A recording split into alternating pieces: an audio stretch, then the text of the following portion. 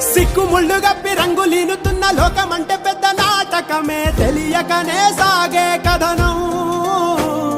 నీవు పెట్టుకున్న నమ్మకాలు అన్ని పక్కదారి బట్టి పోతుంటే కంచికి నీ కదలే దూరం.